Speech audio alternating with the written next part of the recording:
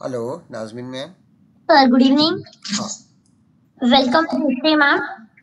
Yeah. On behalf of Super Shuffle classes, I welcome you to guide our students. Yes. Jayashree ma'am has all students pay attention now for 1 hour. Your Yeah. whole focus should be on Jayashree ma'am's guidance. Jayashree ma'am has done master and deep knowledge about the subject. So today is the day when you can ask whatever doubts you have of Max 1 and Max 2. Yeah. So now over to you, ma'am. Start your guidance. Yes, sure. To all the students, firstly, I will welcome you to this session. Last time also we have done this session, but now I am giving you, at that time I have given you the something that how to study whole year. And now I am telling you how to write the paper and what to write in the paper. How to write and what to write, and for which steps we are giving marks. This is very important one, and all these things are very, very, very important, and therefore we will revise this with the help of some slides. I will request Kakle sir to that is share the slides. Slide 1, sir. Yes, ma'am. Yeah.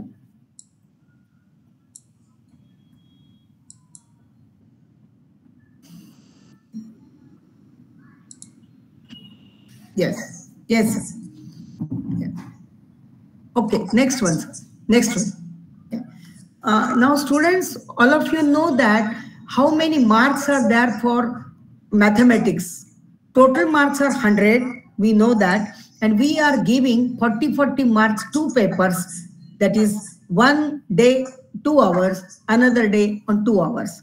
This is very important one. And 2 separate question papers will be there and 2 separate days also. Now, for internal evaluation, we have given you 20 marks.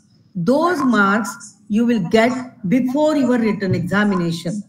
And remember that for these 20 marks, we have given the suggestions to your teachers that you have to complete the activity sheets. Some activities they might have given you, and those activities you have to complete.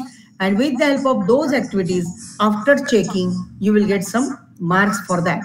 Those marks are very, very, very important one, because those marks will be, that is, it is assignment, and 10 marks for home assignment and 10 marks will be given for practicals, which will be held in this week or next week.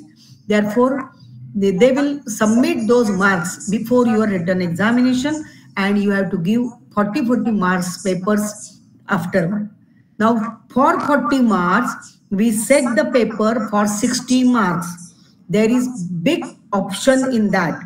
That option is very, very, very important one, because that is a very, how many marks are there for each step, that is also calculated.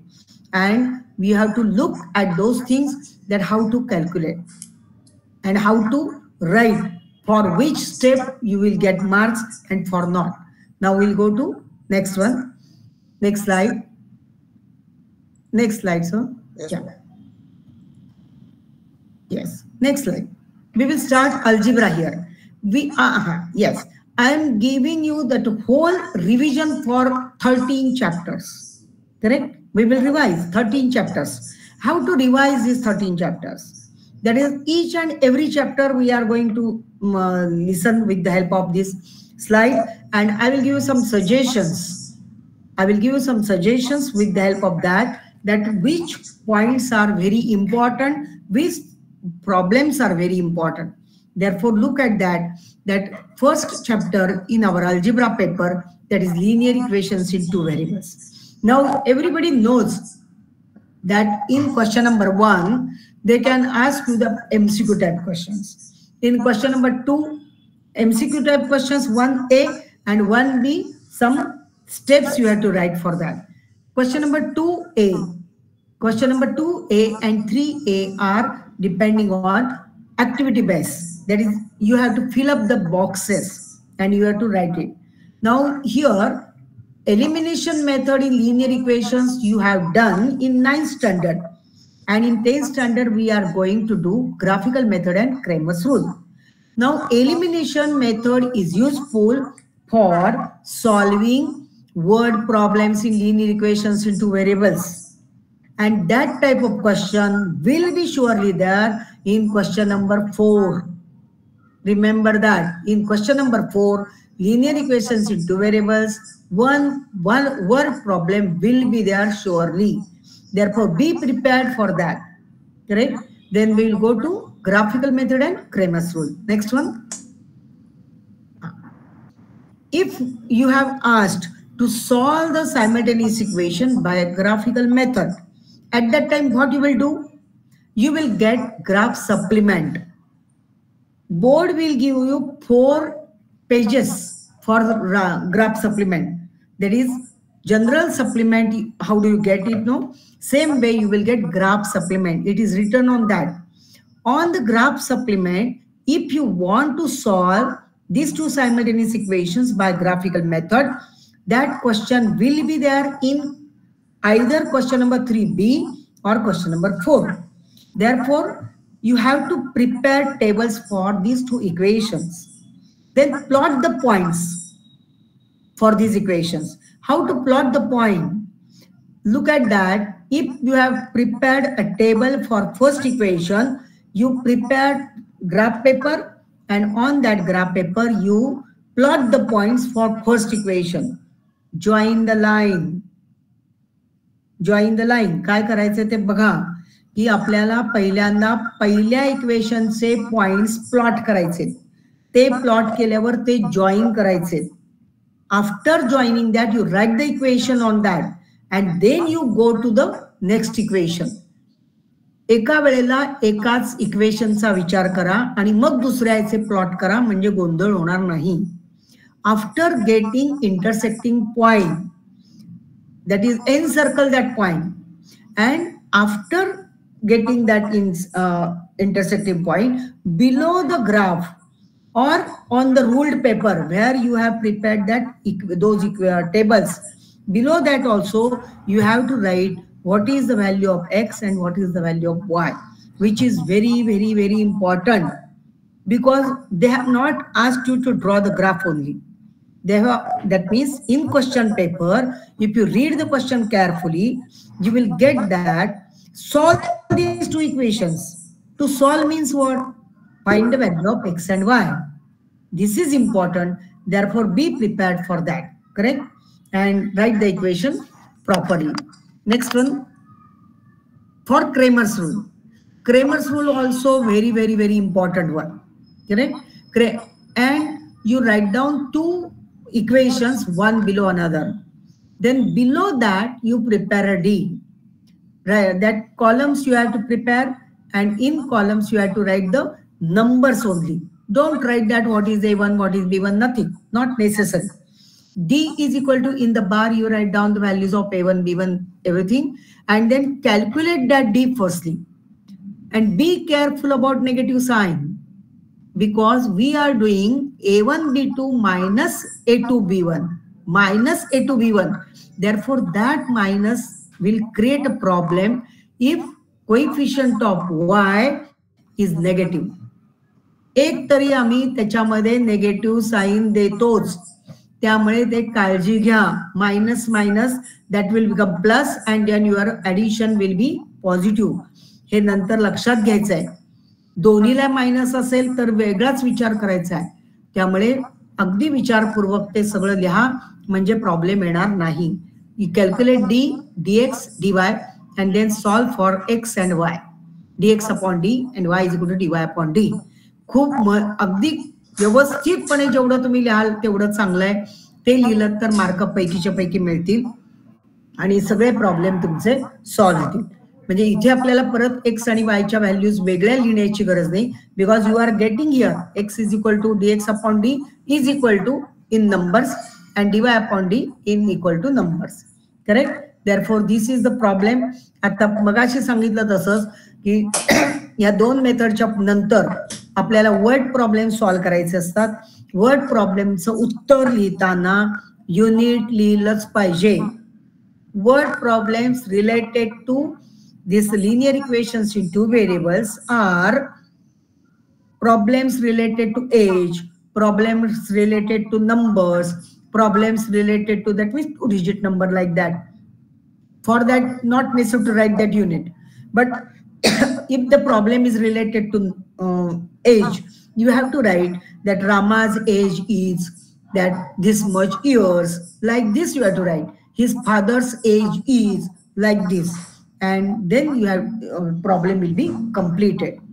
Correct? Therefore, write neatly. This is very important one.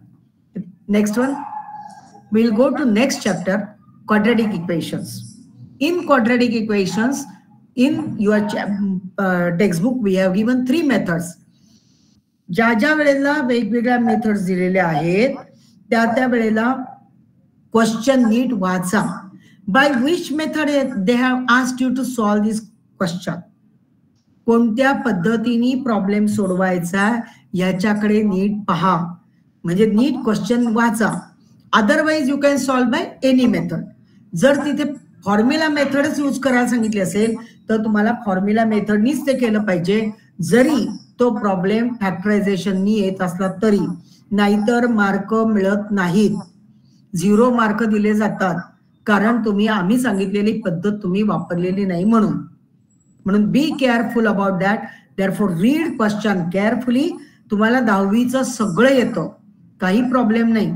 फक्त तुम्ही question नीट वाचत नाही, problem आकडे नीट लिहून घेत नाही, म्हणून problem येतो. तर बी careful about it. B careful about science. You will gate answer. Correct. Next one.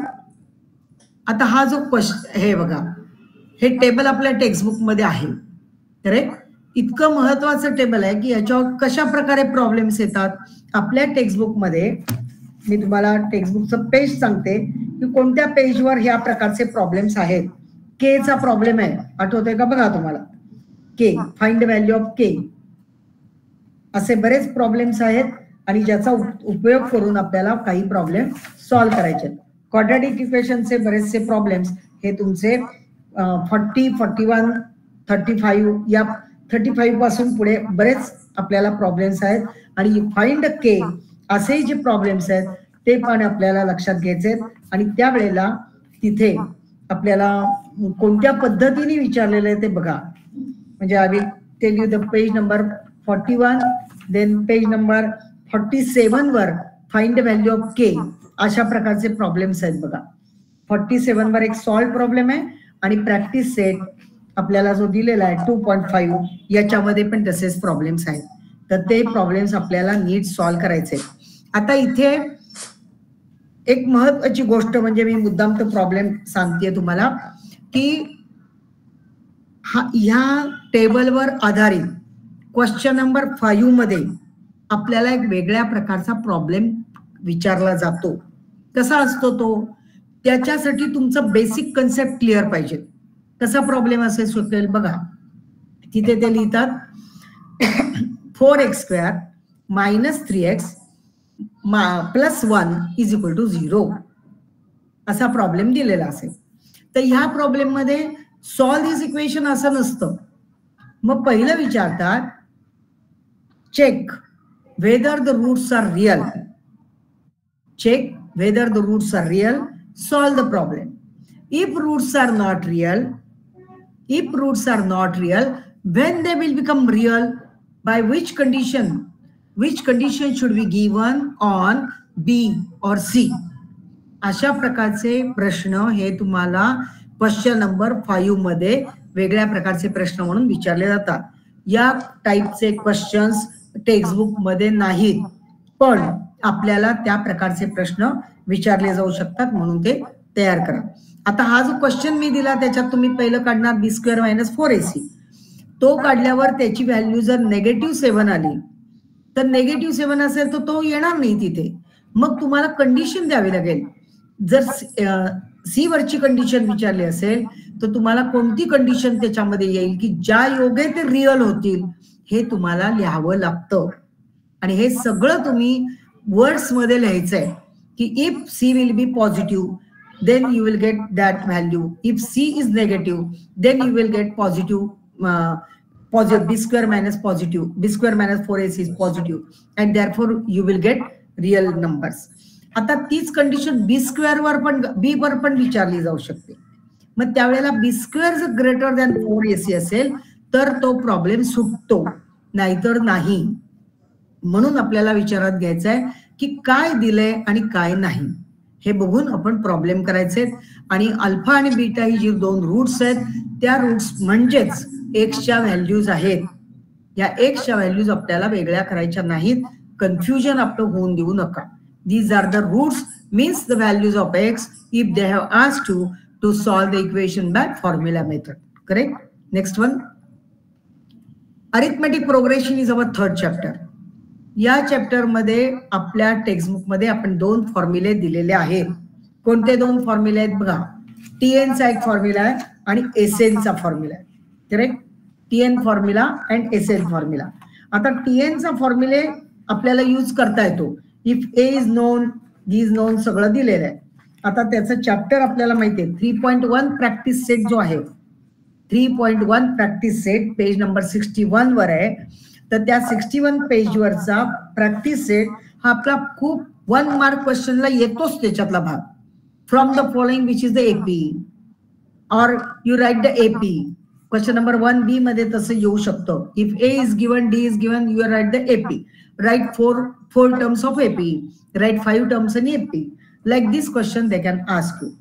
त्याच पुढे आपल्याला जाऊन असं एसएनचे जे दोन फॉर्म्युले आहेत त्याच्यातला पहिला फॉर्म्युला कधी वापरायचा आणि दुसरा T1 + TN चा फॉर्म्युला कधी वापरायचा हे आपल्याला लक्षात आलं पाहिजे.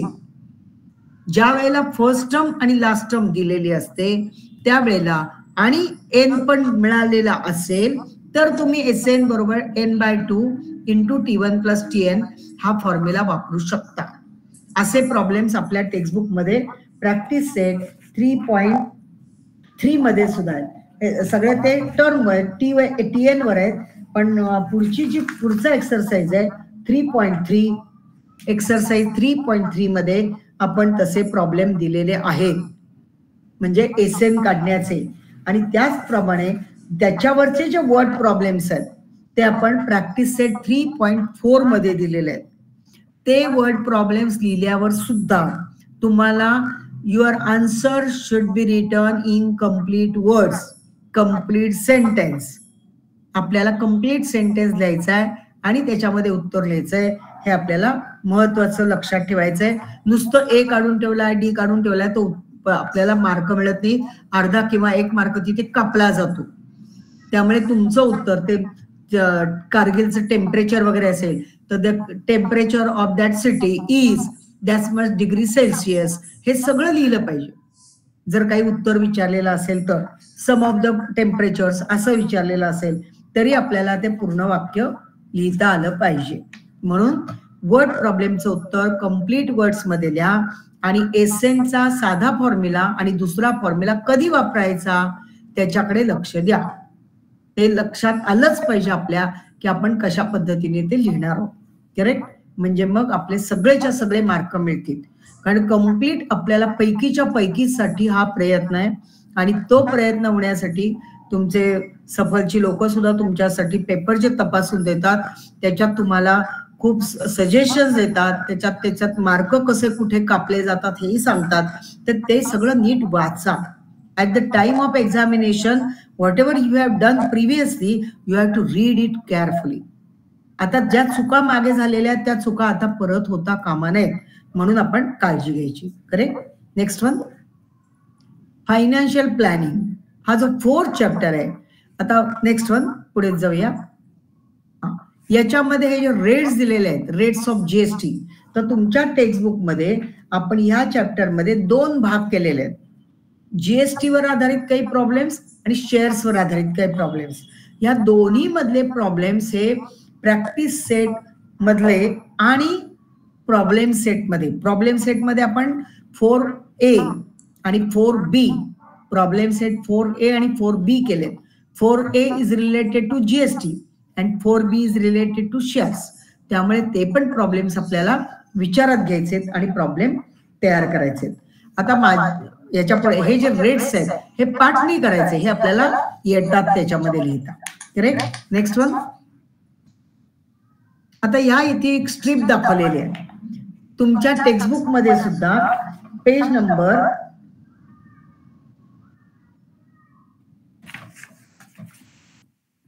अगदी सुरुवातीलाच ती आहे, ती स्ट्रीप दाखवलेली बघा, जे याची GS3 ची पेज नंबर सांगते मी तुम्हाला किती आहे. GS3 कसा आकारला जातो आणि त्याचं कॅल्क्युलेशन्स कसे होतात.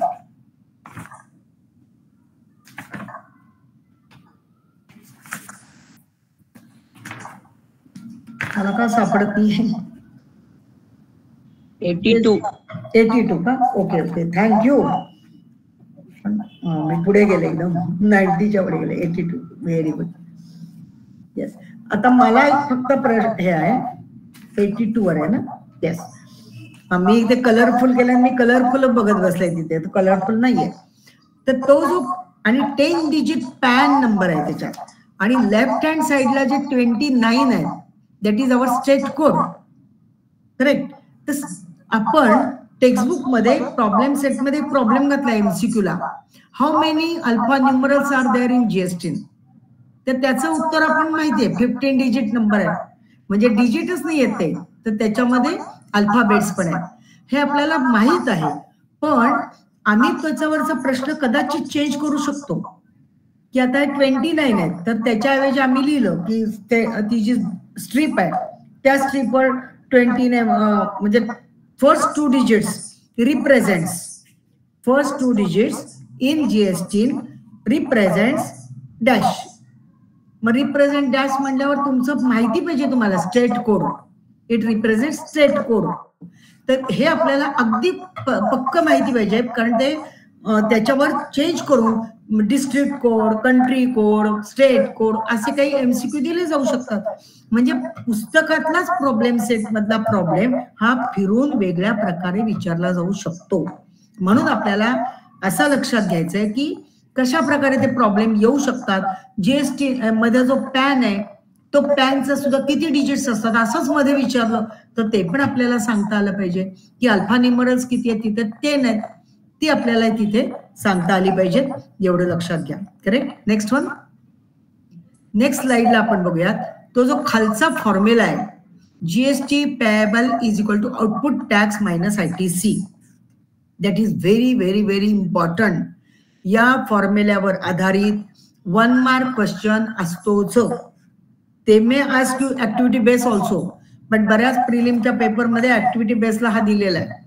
त्याच्यामध्ये या 3 पैकी काही म्हणजे वर्ड प्रॉब्लेम देऊन भरायला सांगितले, आणि टेक्स्टबुक मध्ये तसे प्रॉब्लेम आहेत. तर ते बॉक्स मध्ये दिलेले नाही, पण ते बॉक्स मध्ये आपण तयार करू शकतो. त्यामुळे ते एक लक्षात घ्या की फॉर्म्युला जो आहे GST payable is equal to output tax minus ITC, which is very very very important one. Correct. Next one, next स्लाइडला बघा.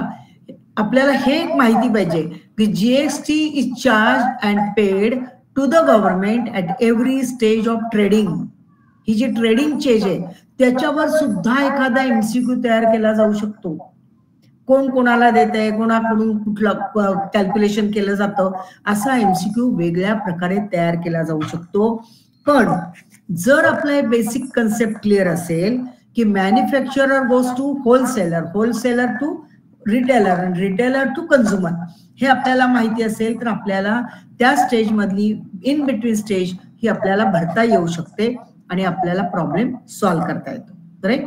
नेक्स्ट वन, याच्यामध्येच अजून एक फक्त सांगायचं राहिलंय की तुमच्या फायनान्शियल प्लॅनिंग मध्ये शेअर्सचा जो भाग आहे त्याचा जो ब्रोकरेज आहे, ब्रोकरेज ऑन, याच्यावर माझ्या याच्यात आता स्लाइड नाही आहे काही, पण ब्रोकरेज मध्ये तुम्ही लक्षात घ्या की ब्रोकरेज जो भाग आहे त्याच्यामध्ये पॉइंट मध्ये ब्रोकरेज असतं, 0.2% असं देतात. अशा वेळेला जेव्हा तुम्ही पर्सेंटेज कॅल्क्युलेट करता त्यावेळेला पर्सेंटेज मध्ये अगदी महत्वाची गोष्ट म्हणून लक्षात ठेवा की किती झिरोज कॅन्सल करायचे, कसं 100 कुठे खाली येणार आहे ह्याच्याकडे काळजीपूर्वक बघा, and then you cancel out. कारण कॅन्सलिंग झिरो इथेच फक्त मुलांच्या चुका होतात आणि त्या चुका होऊ नयेत म्हणून काळजी घ्या.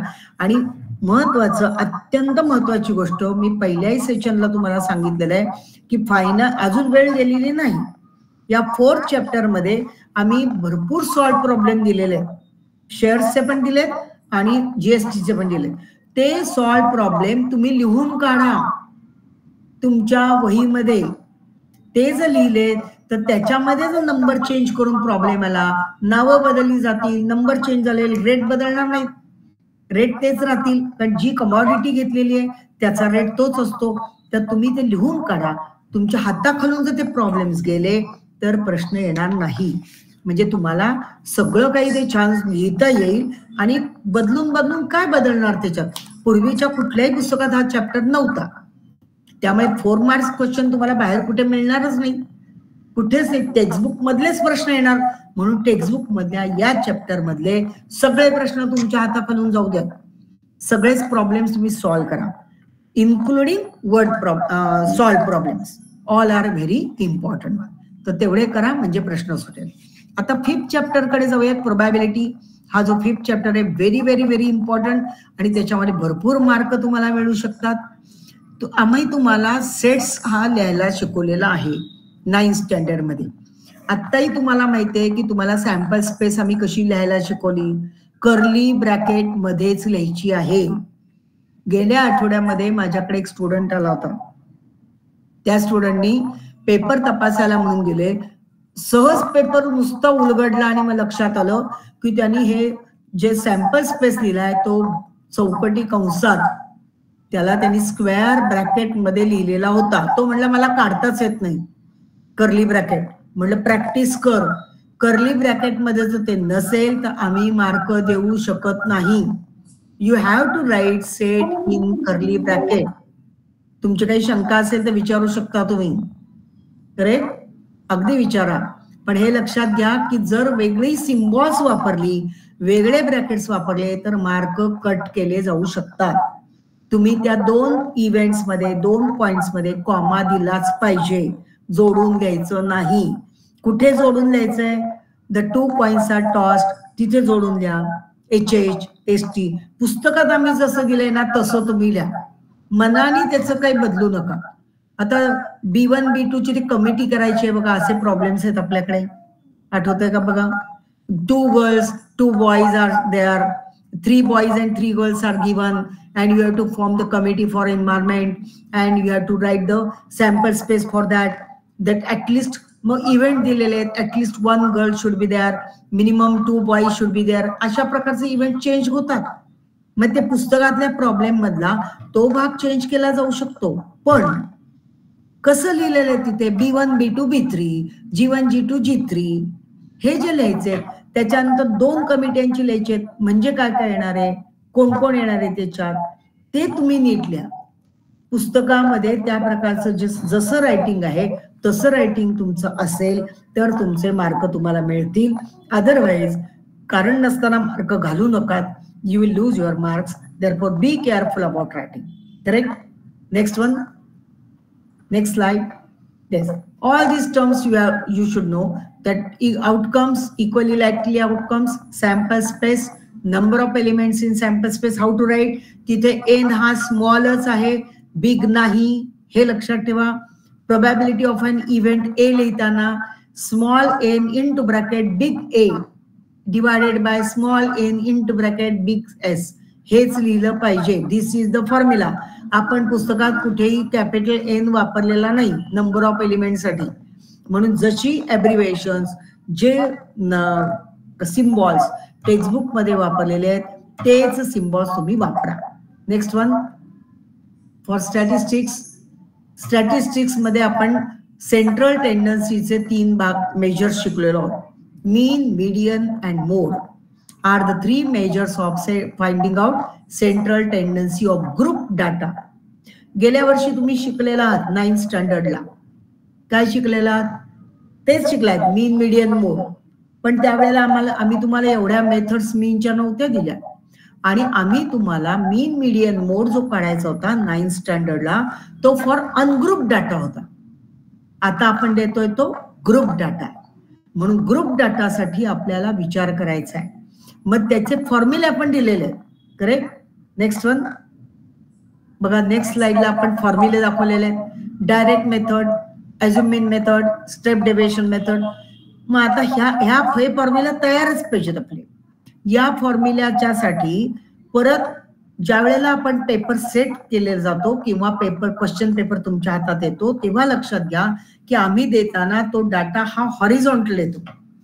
Horizontal data you have to make the columns for that, vertical columns उभे करायचे आपल्याला कॉलम्स, आणि मग त्याच्यामध्ये डायरेक्ट मेथड असेल तर कोणते कोणते पार्ट्स येतील, क्लास, फ्रिक्वेन्सी, XI, FI आणि XI5 हे सगळं तुम्हाला नीट लिहायला पाहिजे. त्याची सम करायला खाली जागा ठेवली पाहिजे, नंतर त्याच्या खाली फॉर्म्युला लिहिला पाहिजे. ॲझ्युम मेन मेथड्स असतील तर किती कॉलम्स करायचे, स्टेप डेव्हिएशन मेथड असेल तर किती कॉलम्स करायचे, याच्याकडे लक्ष द्या. याची प्रॅक्टिस करा. टेक्स्टबुक मध्ये भरपूर आपल्याला प्रॉब्लेम्स दिलेले आहेत. ते प्रॉब्लेम्स तुम्ही सोडवले तर तुम्हाला दुसऱ्या कशाच्याही गरज नाही, हे लक्षात घ्या. आणि या मीन, मीडियन आणि मोड यापैकी मीनवर जर तुमचा 2 मार्क्स क्वेश्चन किंवा 1 मार्क असेल तर मीडियनवर 3 मार्क असतो आणि मोडवर 4 मार्क्स असतो, किंवा ग्राफिकल मध्ये 4 मार्क्स असं काहीतरी केलं जातं. पण मीन, मीडियन, मोड पैकी 2 मेजर्सवर एक तरी प्रॉब्लेम त्याच्यात येतोच. Correct. Next one. Next median मध्ये सुद्धा बघा, मीडियन आणि मोडला क्लासेस शुड बी कंटिन्युअस, हे वाक्य लक्षातच ठेवा. म्हणजे तुम्ही पहिल्यांदा डाटा दिल्यावर पहिलं बघा, are classes continuous, you have to make it. नसतील तर मेक करायचे, तुम्हाला वेगळा कॉलम करावा लागतो मीडियनला. म्हणजे क्लासेस जर नसतील तर ते continuous classes, then frequency, and then you have to write cumulative frequency. म्हणजे median, cumulative frequency, that column should be that, हे लक्षातच ठेवायचंय. आणि कंटिन्युअस क्लासेस मधला जे मीडियन क्लास आहे त्याचं लोअर लिमिट आपण इथे फॉर्म्युल्याला घेतो. Correct. Next one. Mode same way. For mode also you have to look at the classes. If they are not continuous, you have to make the continuous. Then you have to write in modal class, that means in the table you have to write which is the modal class firstly. That look at that. Firstly find out करा की कोणता maximum frequency म्हणजे मोड. मग maximum frequency कोणत्या क्लासची आहे ते आपल्याला बघावं लागतं. ते लिहिलं की मग आपण त्याच्यावर लगेच तिथे F1 लिहून टाका, त्याच्यावरती F0 आणि खाली F2 असं लिहून टाकायचं. म्हणजे F0, F1, F2 हे ओळीने आले पाहिजेत. मग त्या टेबलच्या राईट साईडलाच आपण ते लिहून टाकायचं आणि मग खाली तुम्ही वेगळं लिहा, what is L, what is F1, what is 0 हे सगळं लिहायचंय. पण तो लोकेट केला मॉडल क्लास की तिथे लिहून टाका. Then you write down the formula, then substitute the values, then again you have to write your answer in words. कशाचा मोड काढायचा होता, हाईटचा होता का? हाईट असेल तर मग हाईट कोणत्या स्टुडंटची हाईट किती होती ते लिहिले तुम्ही, कोणता मॉडेल क्लास होता, हाईट शुड बी त्यांनी सेंटीमीटर मध्ये दिले का इंच मध्ये दिले ते नीट लिहा. सगळ्या गोष्टी तुम्हाला विथ युनिट तिथे लिहायच्या. करेक्ट. Next one. आता ग्राफिकल रिप्रेझेंटेशन आहे. या 3 पैकी एक तरी आपल्याला प्रॉब्लेम परीक्षेला येतोच ग्राफिकल रिप्रेझेंटेशन मध्ये. म्हणजे either histogram or frequency polygon or pie chart. Pie chart वर पुस्तकामध्ये आपले read the pie chart and write the answers असे क्वेश्चन विचारलेले प्रॉब्लेम्स याच्यात आहेत. At that time you have to write that each and every word. For that you have to look at the central angle and calculate this. या सगळ्या गोष्टी खूप महत्वाच्या आहेत आणि फ्रिक्वेन्सी, पॉलिगॉन आणि हिस्टोग्राम या दोन्हीकडे आपल्याला लक्ष द्यायचं आहे. Histogram is very very important one. आणि काही वेळेला draw frequency polygon on the histogram, that means to draw both. अशा वेळेला सगळ्या गोष्टी केअरफुली करा. हिस्टोग्राम तर काढायचंच आहे आणि त्याचे मिड पॉइंट तुम्हाला जॉईन करून तो पॉलिगॉन कम्प्लीट करायचा आहे. या 3 पैकी एक तरी परीक्षेला येणारच आहे, हे लक्षात ठेवा. करेक्ट. Next one. हा असा एखादा प्रॉब्लेम येऊ शकतो. हा एक मुद्दाम वेगळा प्रॉब्लेम मी दाखवलाय. Look at the figure, look at the figure or look at the picture and write your observations. Write your observations. आता ह्याच्यावर काय काय तुम्हाला ऑब्झर्वेशन लिहिता येईल की हे नाव दिलेलं नाही histogram, that is only wrong one because it is not a histogram. का?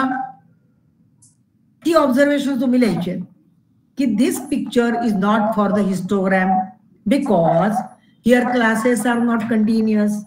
कारण आपल्याला माहिती आहे हिस्टोग्रामला क्लासेस कंटिन्युअस पाहिजेत. that arrows are not shown to the x-axis, y-axis. X-axis, y-axis is not written there. Scale is not written there. जे तुम्हाला त्याचं ऑब्झर्वेशन करता येते, Crick mark is not shown, वेगळी फिगर असेल तर जे काही असेल तर ते तुम्हाला तिथे लिहिलं पाहिजे. म्हणजे वेगळ्या प्रकारचं पिक्चर दाखवलं जाईल कदाचित, पण ते दाखवल्यावर ऑब्झर्व द पिक्चर म्हणलं की काय लिहायचं, नाही हे पण लिहायचं, आहे हे पण लिहायचं. करेक्ट. जे जे काही नाही ते तुम्हाला काय वाटतं या पिक्चर बद्दल ते सगळ्या गोष्टी तुम्ही लिहा. This type of questions are not included in our textbook, but they can ask you because these are depending on basic concepts of the algebra. Correct. Next one. आता उलटा प्रश्न येऊ शकतो. They will give you the figure, frequency polygonची, and construct the table. असा प्रश्न येऊ शकतो. Construction of table. Table construct करा, frequency table. म्हणजे अशा प्रकारचे उलटे कॉन्व्हर्स क्वेश्चन सुद्धा येतील. At that time you have to make the classes, mid points, then frequencies, everything you have to write. Then you have to write that mid point and frequency. तो जो point आपण वेगळा हे करतो ना point plot करण्यासाठी, ते पण तिथे लिहावं लागेल. Correct. Next one. Next one. Yes. Pie diagram जर विचारला तर पाय डायग्रामला टेबल केलंच पाहिजे. टेबल मध्ये डिग्री मेजर दाखवलीच पाहिजे आणि फिगर मध्ये सुद्धा डिग्री मेजर दाखवलंच पाहिजे. कळालं. एवढ्या गोष्टी लक्षात ठेवा. Next one. Yes, we will go to mathematics part 2 because I have given some suggestions about algebra. Now I am giving you some suggestions and some tricks or something for you, whatever you will write in your geometry paper. Therefore those things are very important. In geometry, in mathematics part 2, in first 3 chapters we have given so many theorems. पुढे नाहीये. पहिल्या 3 chapter मध्येच theorem आहे, पुढे theorem नाही. हे लक्षात घ्या. म्हणजे सिमिलॅरिटी, पायथागोरस थिअरम आणि सर्कल. सर्कल चॅप्टर तर प्रचंड मोठा आहे आणि याच्यामध्ये कोणते इम्पॉर्टंट आहेत ते मी तुम्हाला आज सांगणार आहे. आता ही जी फिगर आहे पुढे दाखवलेली स्लाइडवर, ratio of areas of 2 triangles, यावर आधारित एक तरी न्यूमरिकल एक्झाम्पल येतच. याच्यामध्ये तुमच्या टेक्स्टबुक मधलं पहिल्या पानावरच ही फिगर आहे. पेज नंबर 1 काढा आणि त्या पेज नंबर 1 वर तुम्हाला ही फिगर दिसेल आणि त्याच्या पेज नंबर 2 वर ते फॉर्म्युले दिसतील. B1 into H1, B2 into H2 हे दिसेल. म्हणजे पेज नंबर 2 वर हे आपल्याला सगळं दिसेल. आता पेज नंबर 3 वर आपण सॉल्व प्रॉब्लेम दिलेत आणि पेज नंबर 3 आणि 4 वर सॉल्व प्रॉब्लेम्स आहेत आणि 5 वर टेक्स्टबुक पेज नंबर 5 वर प्रॉब्लेम सेट 1.1 स्टार्ट होतो. त्याच्यातल्या पेज 6 वर, page number 6, problem number 2 from practice set 1.1 from geometry. मार्कच करून टाका. Very very very important. Problem number 2, आकडे बदलले जातात त्या प्रकारचा प्रॉब्लेम येतोच एक तरी, त्यामुळे ते लक्षात घ्या. करेक्ट. म्हणजे हे कोणते प्रॉब्लेम्स इम्पॉर्टंट आहे ते बघा. त्याच्यानंतर खाली पेज नंबर 6 वरच 5th प्रॉब्लेम आहे. 5th प्रॉब्लेम मध्ये तिथे सुद्धा तुम्हाला नंबर दिलेले नाहीत, पण you have to write your answers in ABBC like this. Correct. रेशोजच लिहायचे पण according to that. Now will go to next page. Next slide. Next slide. Yes, next slide. Again next. BPT is very very very important. Correct. And it is explained on page 7. Geometryचं page 7 लक्षातच ठेवा. आता BPT सारखे जे theorem आहेत की जे येणारच आहेत असं आपण सांगतो, मग आपण काय त्याची तयारी कशी करायची. आपल्या टेक्स्टबुक मध्ये आपण ABC नावं दिलेली आहेत BPTच्या ट्रायंगल साठी आणि जी पॅरलल लाईन आहे तिथे पॅरललला PQ दिलाय आणि मी इथे स्लाइडवर बघा कसं लिहिलंय, PQR is a triangle and line L is parallel to QR. तुम्ही प्रॅक्टिस करताना काय करा, सगळ्याच थिअरमची बाबतीत सांगते की तुम्ही हा थिअरम स्टेटमेंट पहिलं लिहून घ्या. पुढचे पण 2-3 थिअरम सांगणार आहेत, तिथे तेच करायचं. स्टेटमेंट लिहून घ्या. फुलस्केपचा कागद घ्यायचा, A4 साईजचा, बोर्डासारखा, त्याच्यावर स्टेटमेंट लिहायचं. स्टेटमेंट लिहिल्यावर पुस्तक समोर ठेवायचंय. पुस्तकामध्ये ABC नावं दिलेली आहेत ट्रँगलला. तुम्ही मी इथे समोर दिली तशी PQR, UST काही नावं द्या व्हर्टायसेसची, आणि ती लाईनची पण नावं बदला. आणि ती बदलल्यावर according to your figure, according to your naming the points, you write down your answer. तुम्ही पुस्तक ओपनच ठेवा आणि according to your figure you write it. कारण याचा उपयोग कसा होतो माहितीये, जर हा प्रॉब्लेम तुम्हाला ऍक्टिव्हिटी बेसला समजा 3 मार्क्सला विचारला तर तुम्हाला तिथे फिगर दिली जाईल आणि तुम्हाला फिल इन द गॅप्स असतील. त्यावेळेला हेच व्हर्टायसेस असतील असं नाही. त्यामुळे ऍक्टिव्हिटी बेसला जर आलं तर आपला प्रॉब्लेम सुटायला नको, म्हणून आपण त्याची काळजी घ्यायची आणि प्रॉब्लेम्स लिहून काढायचे. सगळे थिअरम लिहून काढा, पाठ नका करू, थिअरम लिहून काढायचे. आता property of an angle bisector of a triangle, याच्यावर न्यूमरिकल एक्झाम्पल येतच, त्यामुळे हे अगदी तयार ठेवा. आता यावर आधारित आपल्या टेक्स्टबुक मध्ये नंतर 3 पॅरलल लाईन्सची प्रॉपर्टी त्याच्यावर येतं आपल्याकडे. त्यासाठी प्रॉपर्टी ऑफ अँगल बायसेक्टरवर 2 प्रॉब्लेम्स आपण सॉल्व्ह दिलेले आहेत, ते पण चांगले तयार करा. आणि त्याच्यानंतर प्रॅक्टिस सेट 1.2 मध्ये पेज नंबर 13 वर प्रॅक्टिस सेट 1.2 मध्ये आपल्याला converse of angle bisector triangle दिलाय. म्हणजे काय दिलंय तर ट्रँगल दिलेत आणि PM, तिन्ही ठिकाणी PM दाखवली आहे, मीडियम हे केलेलं आहे बायसेक्टर. तर तो जो बायसेक्टर आहे तो बायसेक्टर त्याचा अँगल बायसेक्टर आहे का असा प्रश्न आहे. काय विचारलंय बघा, in which figure ray PM is the bisector of angle QPR.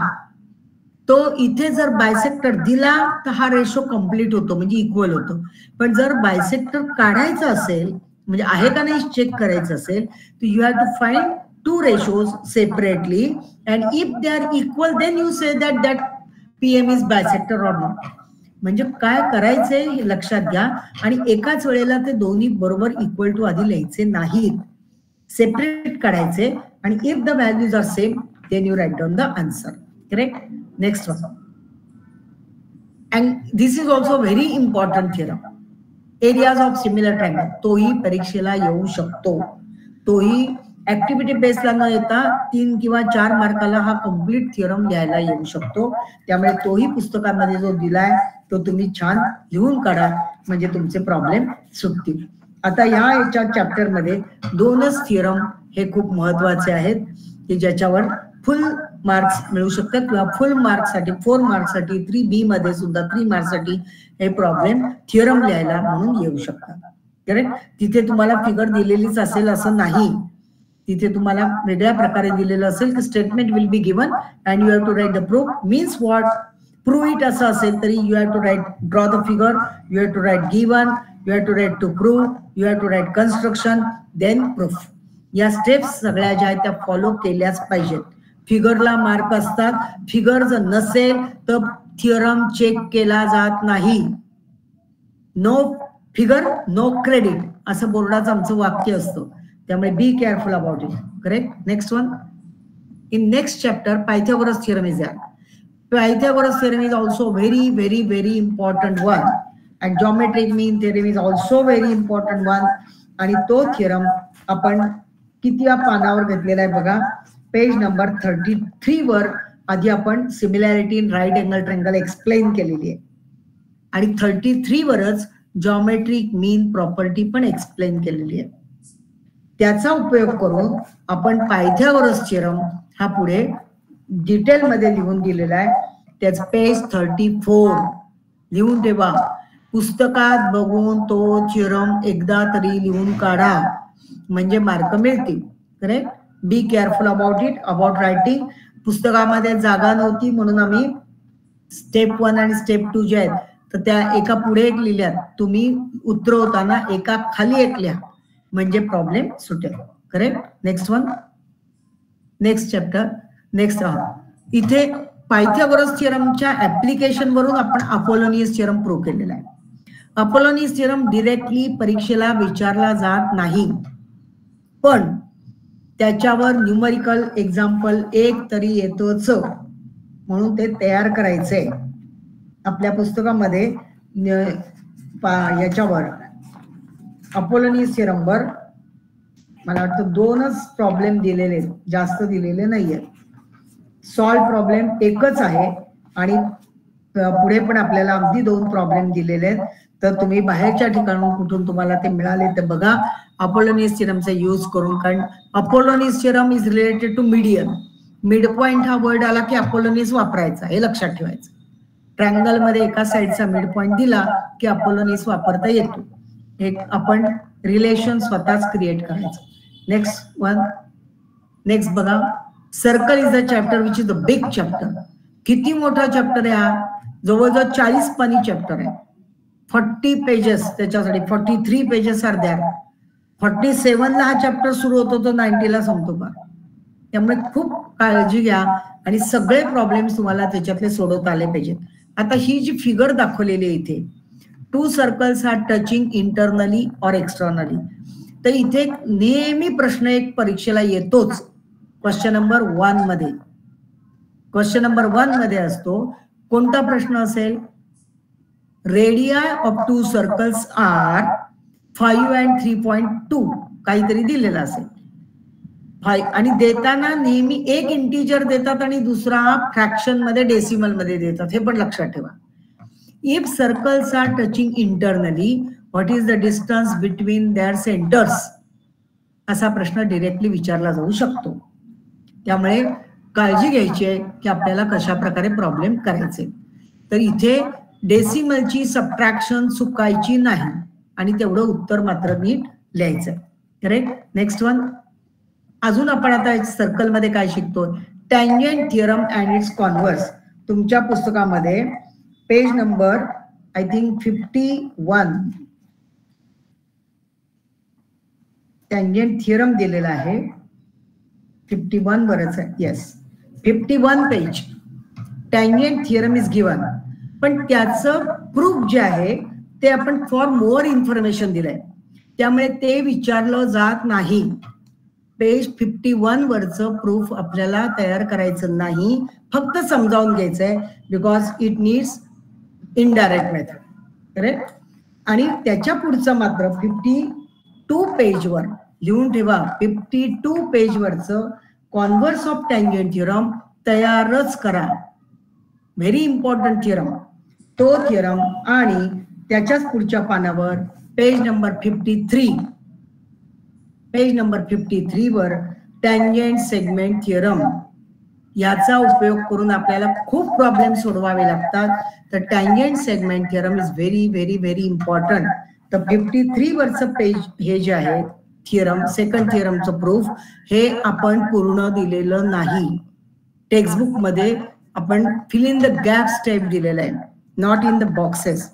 But तो थिअरम तुम्ही तुमच्यासाठी म्हणून कम्प्लीट करा, because they can ask you to prove this theorem.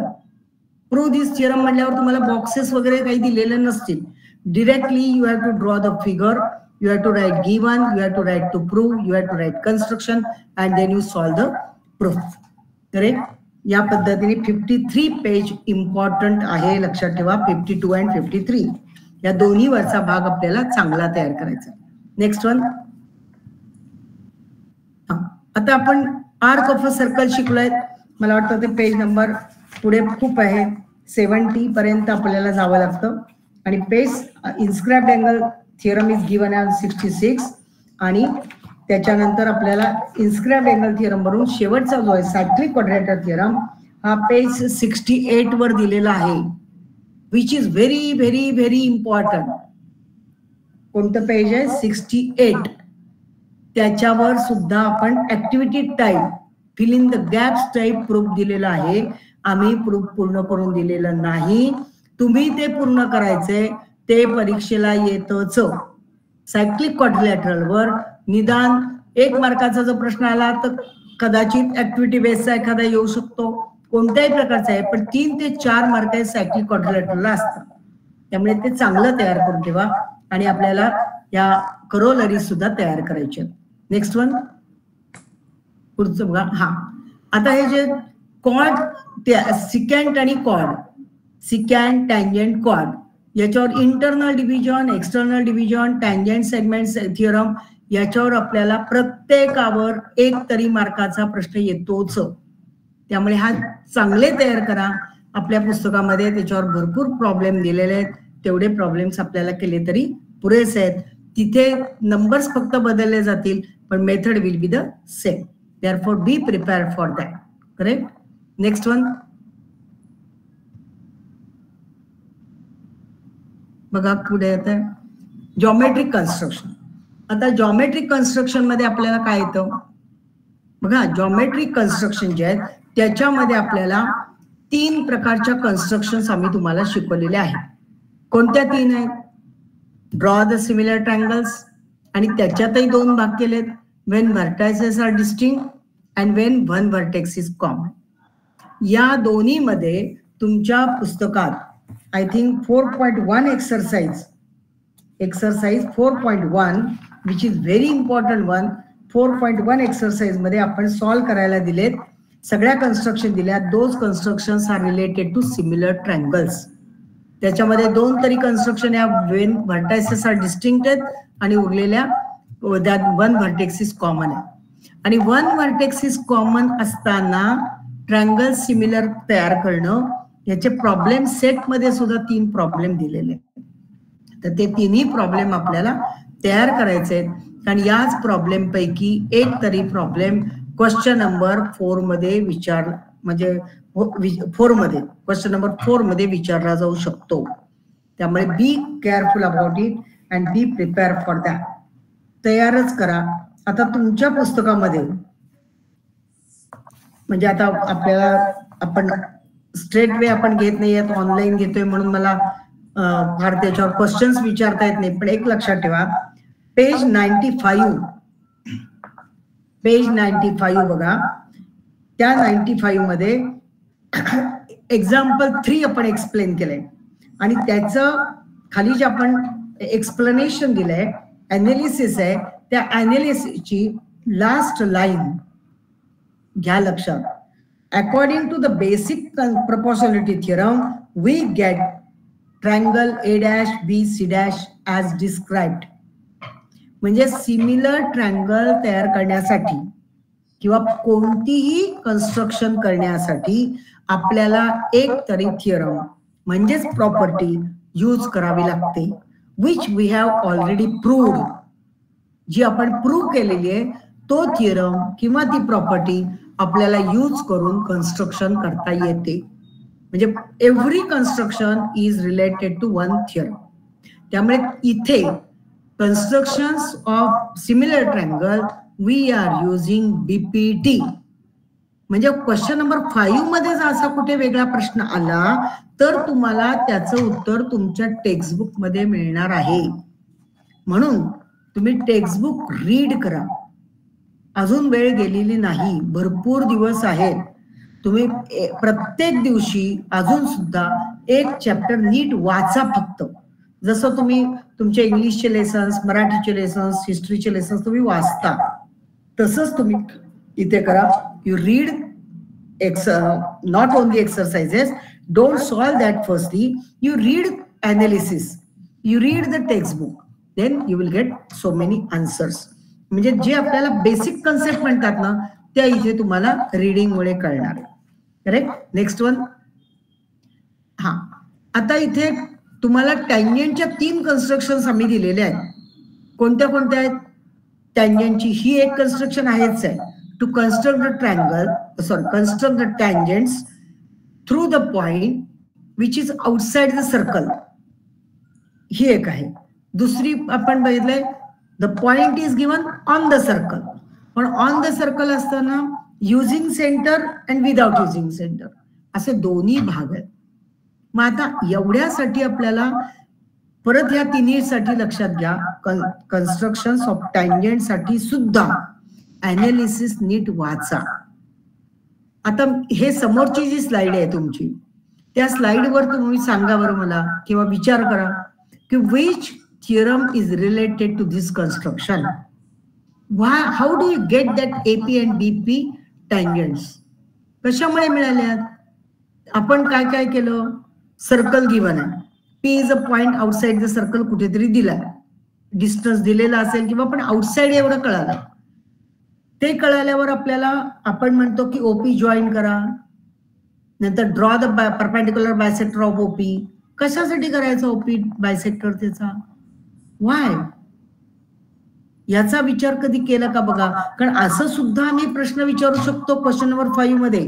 Construction आम्ही दाखवू तुम्हाला आणि प्रश्न विचारू त्याच्यावर. What are the write the steps for that.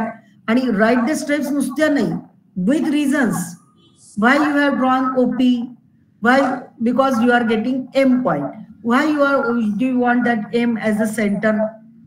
It is the center of the circle. Why do you want it? Which theorem is related to this construction? हे आपल्याला सांगता आलं पाहिजे.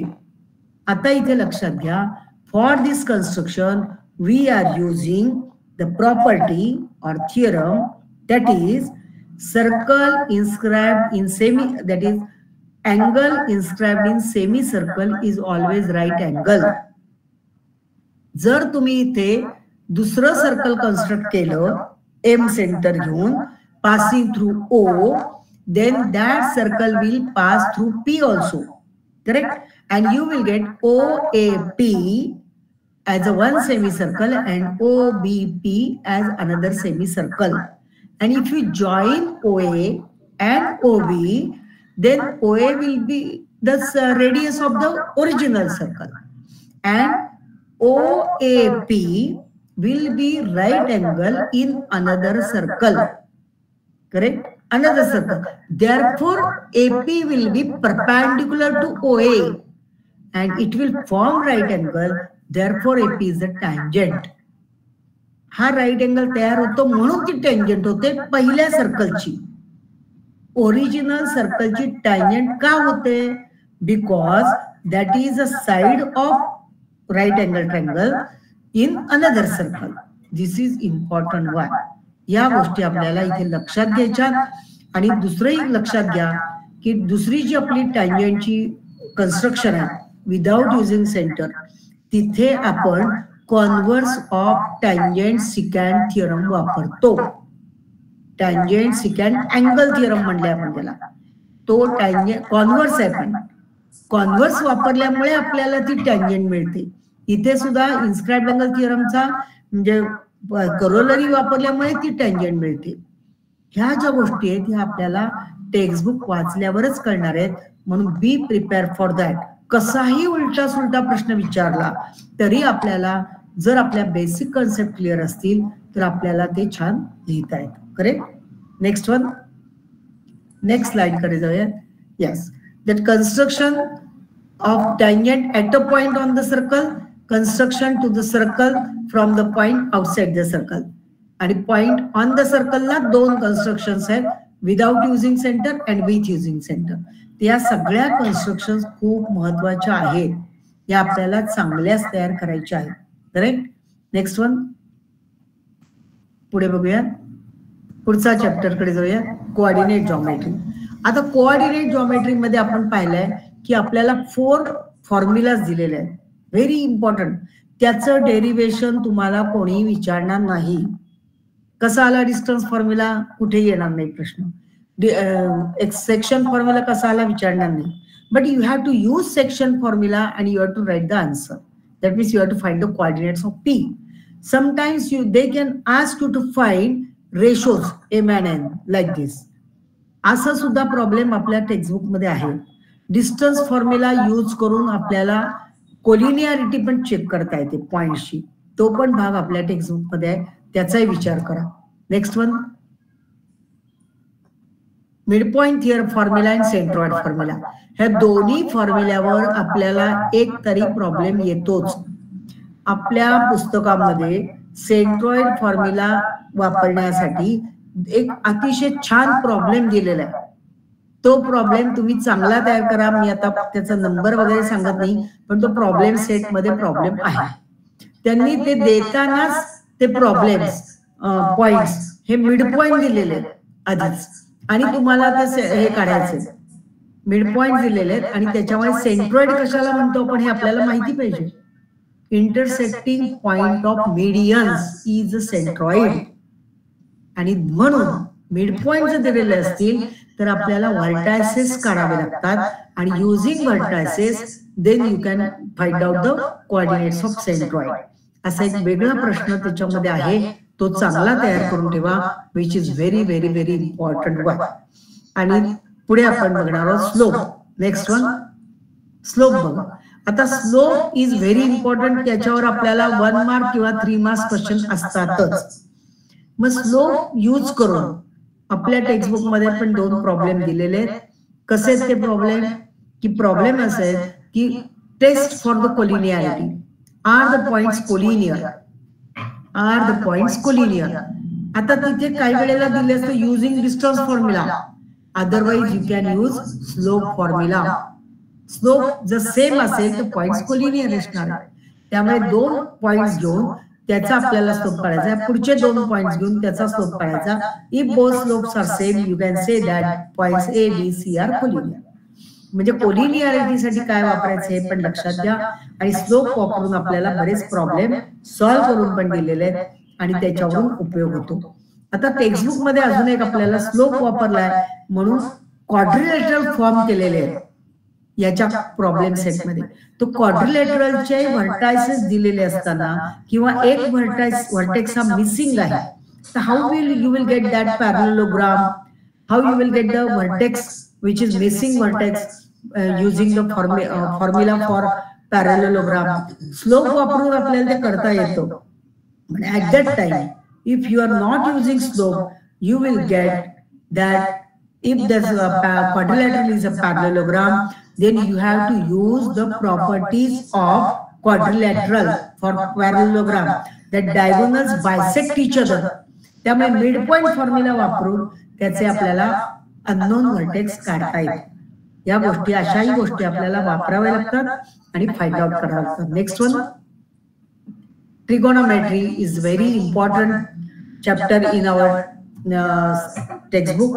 We have given this for picture that how to use the geometry in our day-to-day life. Next one, the trigonometric identities. We have learned 3 identities here and 6 ratios.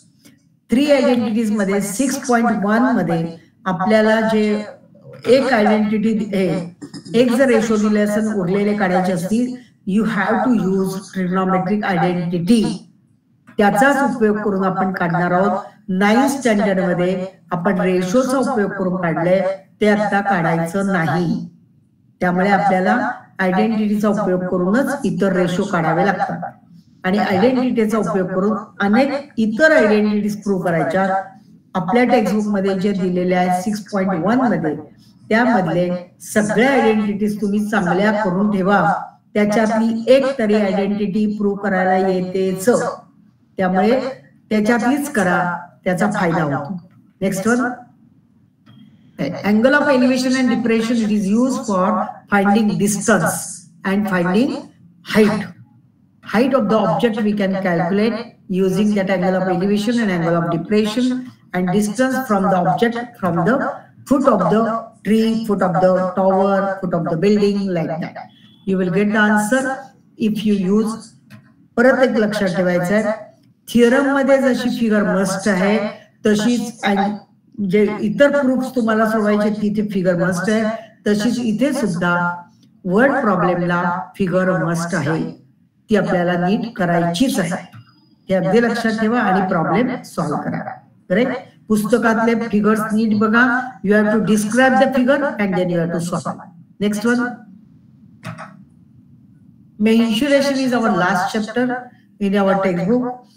We are studying mensuration from the beginning. That means in 5th standard we have done areas, area of square, area of rectangle, like this. तिथपासूनच mensuration खरं सुरू होतं. त्यावेळेला आपण त्याला वेगळं नाव दिलं होतं, measurement वगैरे दिलेली होती. पण मेन्शुरेशन तिथे सुरू होतं आणि मेन्शुरेशनचा पुढचा भाग म्हणजे सॉलिड फिगर्सचा आपल्याला सरफेस एरिया आणि व्हॉल्यूम काढणं, हा भाग आपण 8th स्टँडर्ड मध्ये, 9th स्टँडर्ड मध्ये आणि 10th स्टँडर्ड मध्ये शिकलेलो आहोत. तर 7th मध्ये सुद्धा आपण सिलेंडर वगैरे शिकलोय. नंतर 9th मध्ये आपण कोन, स्फिअर याच्या बाबतीत शिकलोय. तर हे सगळं आपल्याला परत फॉर्म्युले आठवावे लागतात. आणि नव्याने इथे काय शिकलोय आपण?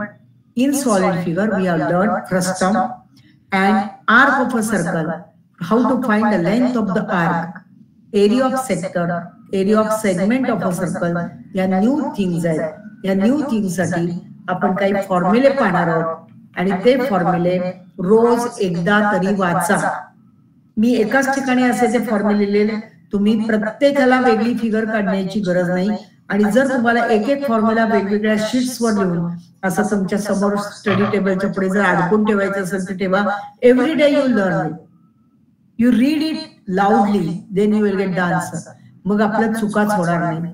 आणि length of arc, area of sector याच्यावर आणि एरिया ऑफ सेगमेंट यावर आपल्याला निदान 1 मार्काचा किंवा 2 मार्काचा तरी किमान प्रॉब्लेम येतोच, हे लक्षात ठेवायचंय. कारण मेन्शुरेशनला आपल्या टेक्स्टबुक मध्ये, इव्हॅल्युएशन मध्ये किंवा पेपर मध्ये भरपूर वेटेज आहे. त्याला 11 ते 12 मार्काचे प्रॉब्लेम त्याच्यावर येऊ शकतात. Means in every question there will be question related to mensuration. प्रत्येक प्रश्नामध्ये मेन्शुरेशनवर प्रश्न येणारच आहे, हे लक्षात ठेवायचंय. म्हणजे आता पुढे आपण सगळे फॉर्म्युले पाहणार आहोत. पण आता क्वेश्चन नंबर 1 मध्ये जर स्फिअरची रेडियस देऊन व्हॉल्यूम विचारला, तसा एखादा 1 मार्क क्वेश्चन असेल तर 2 मार्क्स मध्ये क्वेश्चन मध्ये एखादी ऍक्टिव्हिटी दिली जाईल. कोनवर कोनचा सरफेस एरिया काढायला किंवा अजून काही वेगळं फ्रस्टमचा एरिया काढायला, व्हॉल्यूम काढायला, अशा प्रकारचं काहीतरी दिलेले असतील आणि तो प्रॉब्लेम दिला जाईल. क्वेश्चन नंबर 3 मध्ये तरी असेल किंवा 4 मध्ये वर्ड प्रॉब्लेम मोठा असेल आणि किंवा 5th मध्ये सुद्धा याच्यावर वेगळ्या प्रकारचे प्रश्न येऊ शकतात. म्हणजे एखादी फिगर देऊन त्याचं एक्सप्लेनेशन विचारतील किंवा त्याच्यावर काही तुम्हाला ऑब्झर्वेशन विचारतील. असे फिगर वेगवेगळे प्रकार विचारले जाऊ शकतात. म्हणून आपण आता इथे काय पाहणार आहोत, ते इथे हे सगळे प्रॉब्लेम्स, फॉर्म्युले आपण एकदा त्याची रिव्हिजन करणार आहोत. Next one, next slide. Yes, next one. Right circular cylinder हे तुम्ही 7वी 8वीतच खरं शिकलाय. आता त्याच्यावर आधारित curve surface area, how to find surface area of 2 circular faces आपल्याला सेपरेट कधी कधी काढावा लागतो. टोटल सरफेस एरिया पण आपल्याला वेगळा काढून द्यावा लागतो आणि कदाचित एकत्रित पण प्रॉब्लेम्स असतात आणि व्हॉल्यूमवर प्रॉब्लेम असतोच. त्यामुळे be prepare for this cylinder also. Correct. Next one. Right circular cone आपल्याला how to find slant height, याच्यासाठी पायथागोरियन ट्रिपलेट तयार करून ठेवा. Because r square plus h square is equal to l square हे आपल्याला माहिती आहे. आणि using that, because here we are getting right angle triangle, and for that right angle triangle you can use Pythagoras theorem, you will get the answer. Then curved surface area also you have to find out. Total surface area चा formula ही लक्षात ठेवा.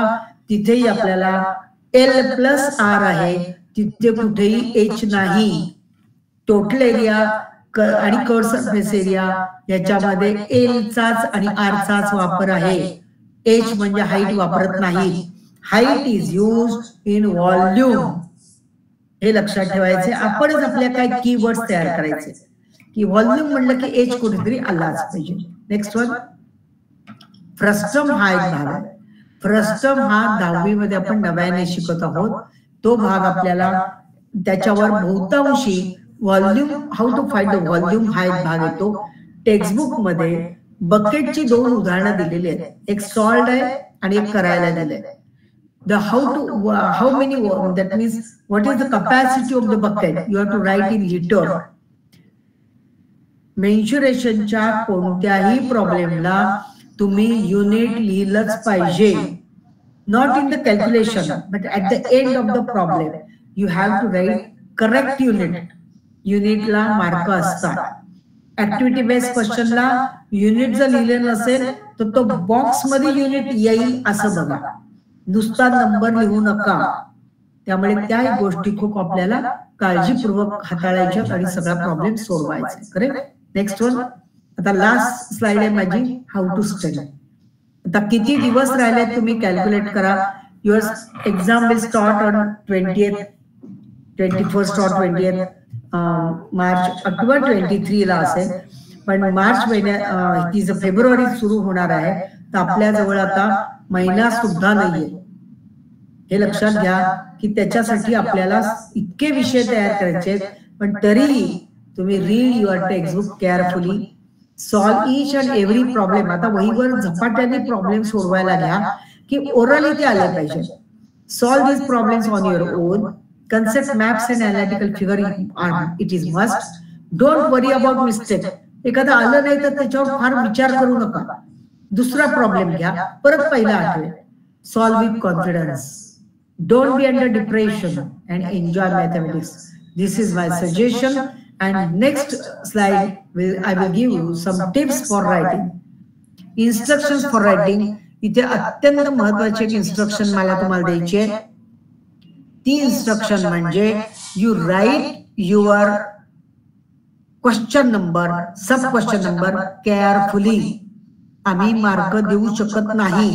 तुम्ही वरती 3 लिहिता, Roman मध्ये आम्ही आकडे दिलेले आहेत तर रोमनच तिथे लिहा. Question number, sub question number Roman मध्ये असतील तर त्याच्याच प्रमाणे लिहा. पहिल्या क्वेश्चन आहे त्याला जर आम्ही साधा 1 न्यूमरल काढला असेल तर तोच काढा. वेगळी एब्रिव्हिएशन्स, वेगळे न्यूमरल्स वापरू नका. According to question paper, you write your question number. ते लिहिल्यानंतर त्याच्या खाली म्हणजे एका खाली एक स्टेप्स मध्ये लिहा आणि नंबर मध्ये आपल्याला out of 3 you have to solve 2, out of 2 you have to solve 1. असा ज्या वेळेला क्वेश्चन असतो त्यावेळेला तर काळजीच घ्या. How to write the number. Roman असेल तर त्याच्यावरचा आय वरचा तो आय आहे, त्याचा तो 1 लिहितो आपण, वरती डॉट देतो. तो डॉट डार्क करा.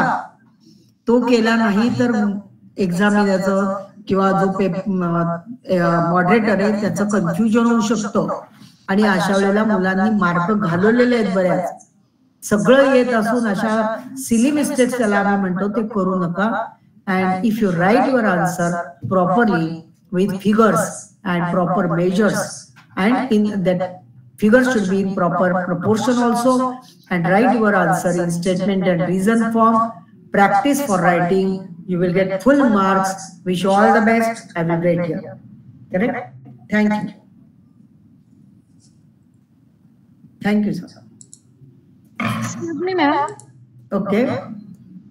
मॅम ऍक्च्युली आम्हाला ते बघा क्वेश्चन नंबर 4 आणि 5 साठी एक्स्ट्रा सम्स प्रॅक्टिस करावे लागतात, राईट? बिकॉज ते ओपन एंडेड असतात. तर ते सम्स आम्ही कुठून रेफर करावे? ते जुनी टेक्स्ट बुक्स तुम्ही मिळवा किंवा तुम्हाला तुमच्या क्लासेस मध्ये काही वेगळं मटेरियल दिलेलं असेल तर त्याच्यातून सोडवा. अजून एक चान्स आहे की जुन्या टेक्स्ट बुक मधले मिळतील तुम्हाला, पण तुम्ही आता इतर शाळेचे प्रिलिमचे पेपर तुम्ही घ्या मुलांकडून, तुमच्या फ्रेंड्स कडून, आणि त्याच्यातून तुम्ही ते 4th क्वेश्चन सॉल्व्ह करा. जेवढे तुम्ही ते क्वेश्चन सॉल्व्ह कराल तेवढा फायदा होईल. करेक्ट? ते ओपन एंडेड नसतात, ते पूर्ण तुम्हाला असतात. क्वेश्चन नंबर 5 मध्ये ओपन एंडेड असतात. तर ते ओपन एंडेड साठी म्हणजे आता लाईक जास्त वेळ तर उरला नाही ऑलमोस्ट. ते ओपन एंडेड तुम्हाला दुसरीकडे कुठेही मिळणार नाही, कारण ते मी म्हणलं ना टेक्स्ट बुक तुम्ही रीड करा, तुम्हाला स्वतःलाच येईल, काही प्रॉब्लेम येणार नाही. अच्छा ठीक आहे, मग तेच बघतो. थँक्यू. ओके. मॅम आपण एक डाऊट होता, 9th स्टँडर्डच्या टेक्स्ट बुक मधनं काही येऊ शकतं का? काही म्हणजे नाही, त्याच्यामध्ये लिनियर इक्वेशन्स 2 व्हेरिएबल्सचे प्रॉब्लेम्स आहेत ना ते येऊ शकतात. नंतर मेन्शुरेशनचे ते स्फिअर कोनचे जे काही प्रॉब्लेम ते पण येऊ शकतात. त्याच्यातले आम्ही नंबर बदलू शकतो ना आणि ते विचारू शकतो, त्यामुळे ते येऊ शकतात. कारण 9th स्टँडर्ड आणि 10th स्टँडर्डचा सिलेबस वेगळा नाहीये. जसेच्या तसे प्रॉब्लेम जरी आले नाही तरी आम्ही आउटसाइड द टेक्स्ट बुक म्हणून ते विचारू शकतो. Thank you. Okay. Shall we wait here? Excuse me, आता क्वेश्चन नंबर 4 मध्ये तुम्ही बोलले जुन्या टेक्स्टबुक रिफर करायला.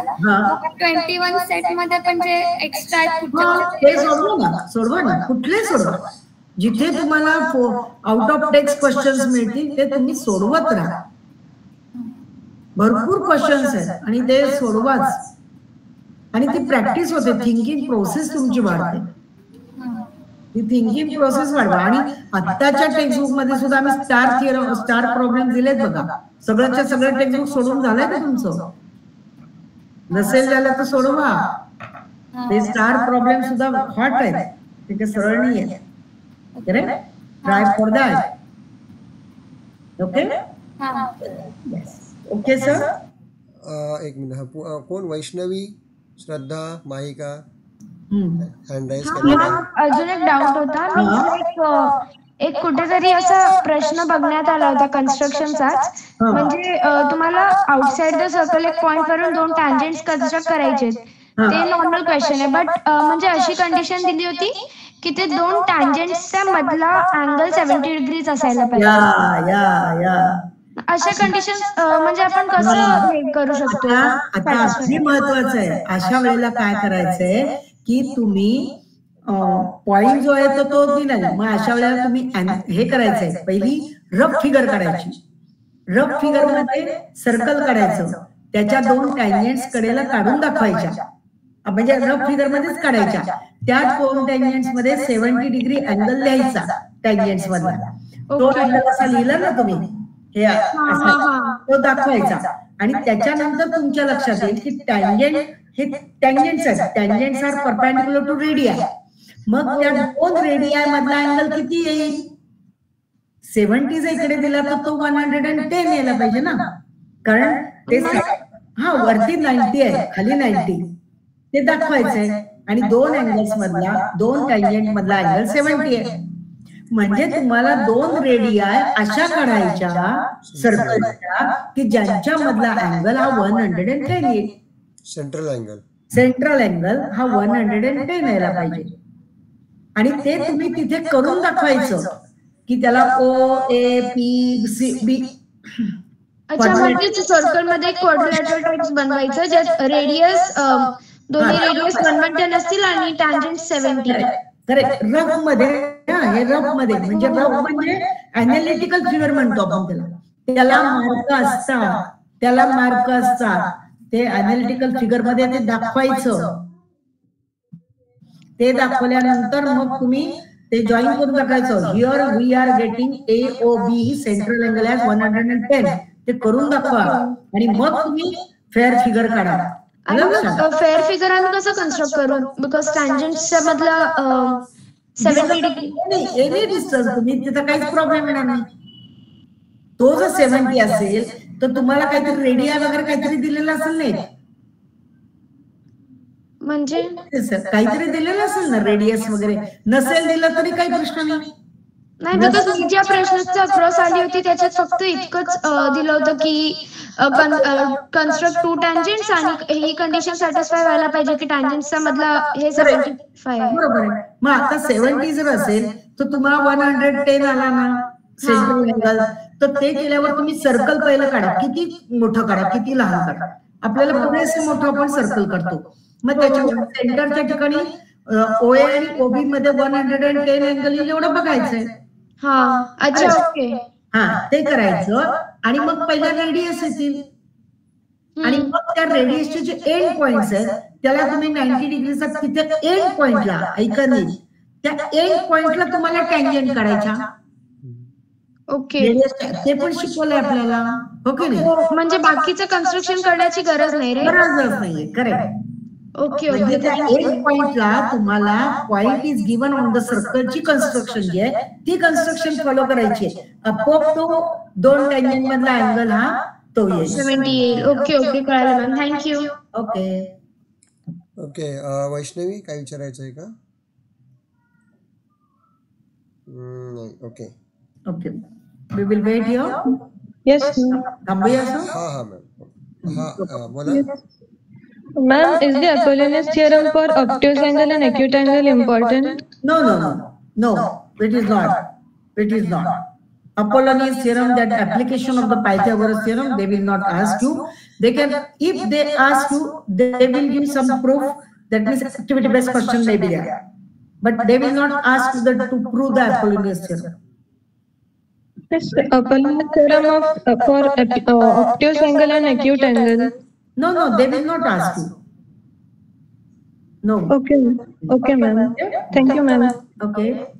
आणि मॅम एक फायनल हे होतं की म्हणजे थिअरम्स सर्कल्स मधून आम्ही ते 3-4 केले ते इनफ आहेत, राईट? एक ते semi circle angle inscribed in semi circle आणि सायक्लिक क्वाड्रिलॅटरल त्याची टँजंट थिअरमचा कॉन्व्हर्स आणि टँजंट आता सेगमेंट थिअरम.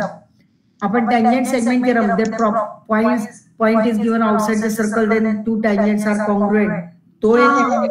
त्याच्यानंतर कॉर्डवरचे 2 थिअरम्स, एक आपल्याला ह्याच्यात दिलेले आहेत, बॉक्स भरायला म्हणून दिलेले आहेत. If chords are equal then arcs are equal, arcs are congruent, ते पण आहेत. आणि ते सायक्लिक क्वाड्रिलॅटरलची करोलरी नाही, करोलरी यूज करायला येते, कदाचित त्याच्यावर येऊ शकतो, पण you have to use that cyclic quadrilateral theorem.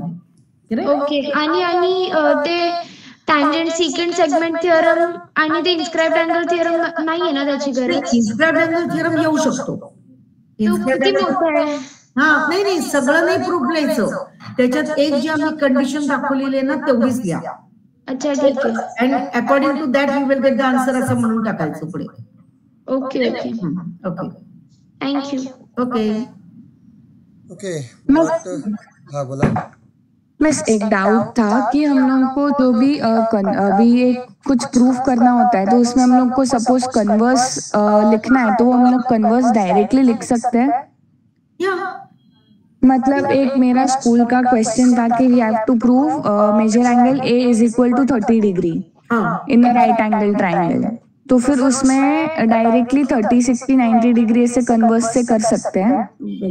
No, is it given that it is a right angle triangle? Then you can do.